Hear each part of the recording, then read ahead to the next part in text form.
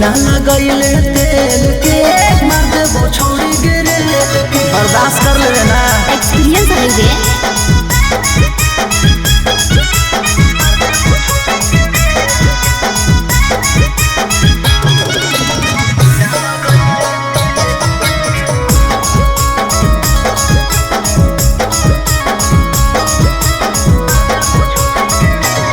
बड़ी दहरत करतै रे की मले परतै रे जे जा थरमी छौरा जे लहरतै रे।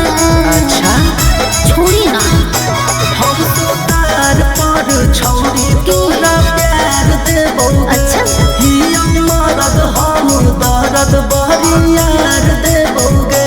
हे दे हो तो नहीं बर्दाश्त कर छौरा जइते जे जबरी तेल के हो तो नहीं बर्दाश्त कर छौरा जइते जे जबरी तेल के। बिना लगैले सुन गे की रे? बिना लगैले तेल के मार देबो छोड़ी गिरेल के। बिना लगैले तेल के मार देबो छोड़ी गिरेल के। ढेरी साथ मत बन।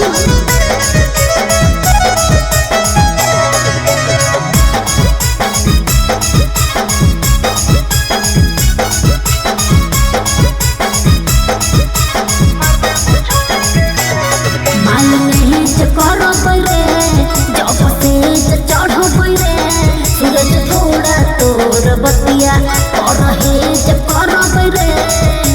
बात ध्यान से सुन, हाँ बोल ना। छोड़ी हमारो या तोरो अच्छा। बड़ी मजा आई तो सही में करे। करबो धीरे धीरे छोड़ी जब ज्यादा जइतो। अरे मन हौ तया जोर छौरा देखो पतनी सझेल के मन हौ तया जोर छौरा देखो पतनी सझेल के।